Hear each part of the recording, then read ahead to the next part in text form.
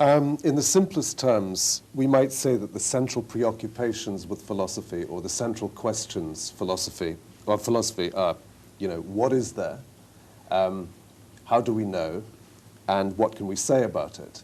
Now, the question, firstly, what is there, what exists, is usually in philosophical jargon, these are questions of ontology or metaphysics, how do we know, or how do we acquire knowledge about what there is or what we know? That's referred to in epistemology or under the heading of philosophy of mind. Good. And finally, what you can legitimately say about what there is or what you might know, that's the domain of logic and philosophy of language. Now, taken together, this inquiry would be considered a conceptual system or a conceptual scheme. Some philosophers attach importance or primacy to one particular aspect, say ontology or epistemology. Others would regard the entire inquiry as each of the parts being equally important. Could you trace for us your philosophical scheme or system? There was a time when I thought of ontology as being somehow the very deepest core of philosophy. And I no longer see it that way because of by developing views on what really amounts to the epistemology of ontology. As for metaphysics, yes, I certainly think of this as, insofar as I find there's such parts of what I would call metaphysics as I can also make sense of, rather than dismissing as meaningless. I would regard as important, but as continuous with natural science. I suppose what is distinctively philosophical rather than part of natural science, the core of it now seems to swing round to epistemology, and partly because epistemology of ontology on the one hand, epistemology of mathematical sciences on the other, strike me as particularly central and important philosophical domains. We've deviated somewhat from our original attempt to follow a chronological pattern. Can we go back a bit now to your beginnings of your formal study in philosophy? You attended Oberlin College essentially to do mathematics, and it was there that you came to study philosophy, to begin to study philosophy. Can you tell us a bit about that? When I entered college, I didn't know which field I would major in because I also had the mathematical interest. And it was for me at that point, it had become, oh yes, I should mention also an interest that I can't account for the origins of, but an interest in language, which took the form at first of an interest in the origins of words. And I had read a book on that subject and got to the point increasingly of looking up origins. So the dilemma then, the trilemma, when I was a freshman at Oberlin, was between or among mathematics, philosophy, and linguistics, which at Oberlin would have meant classics. So I was in a quandary. And then a knowledgeable fellow student, he was a senior, I was a freshman, he was a senior in English, but he was knowledgeable beyond that, those limits, to the point of having heard at least of Bertrand Russell's mathematical philosophy, which he mentioned to me, and that suggested to me combining two of these three competing interests. I majored in mathematics and and arranged in advance to do my honors reading in that subject, mathematical philosophy, which turned out, of course, to be mathematical logic. You graduated summa cum laude from Oberlin in 1930, and you then went on to Harvard. Why did you decide to go to Harvard?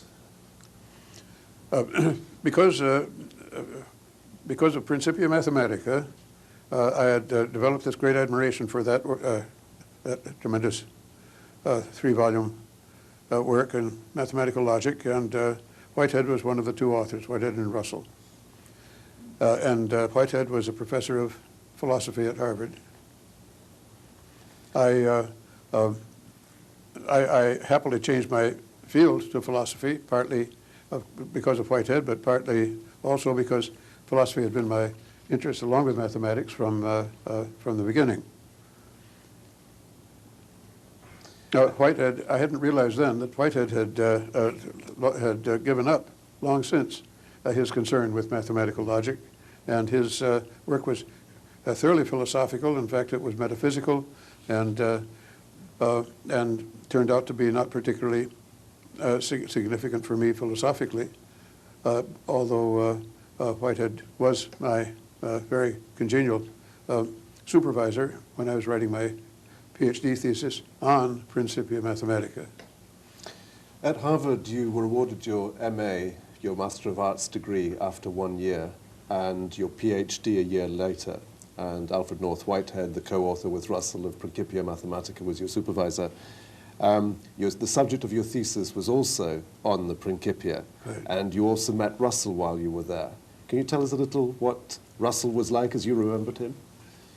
That was perhaps my greatest thrill up to then, intellectually, was seeing Whitehead and Russell together on the platform. Russell, this would have been 1932, I suppose, 31 or 2.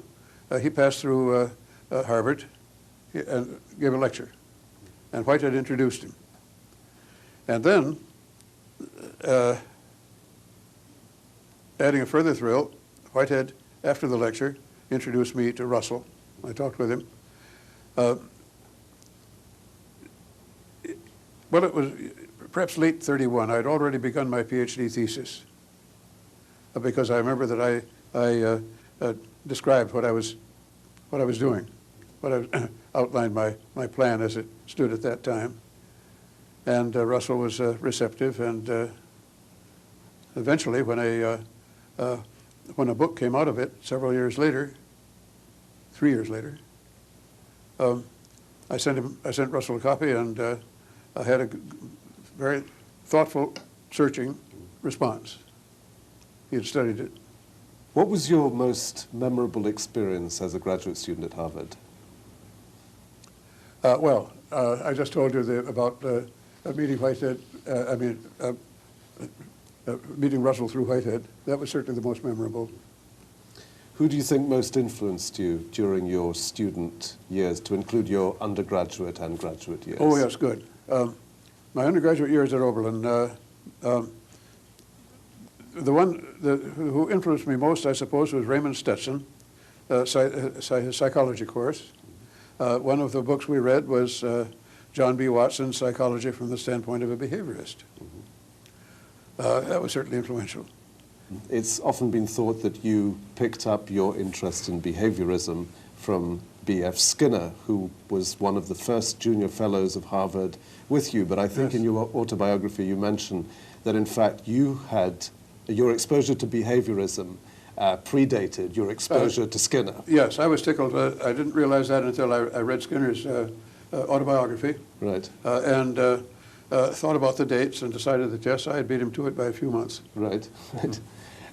Your PhD thesis was well received. It was accepted for publication. Because of your excellence, you were awarded the Sheldon Traveling Fellowship for a year.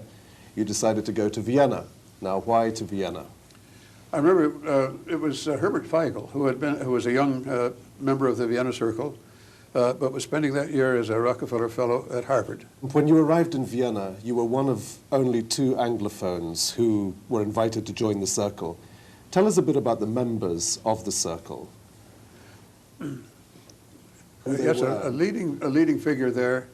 I would say Carnap, except that Carnap had already moved on to Prague. He did come to Vienna. I met him there. He came twice, perhaps.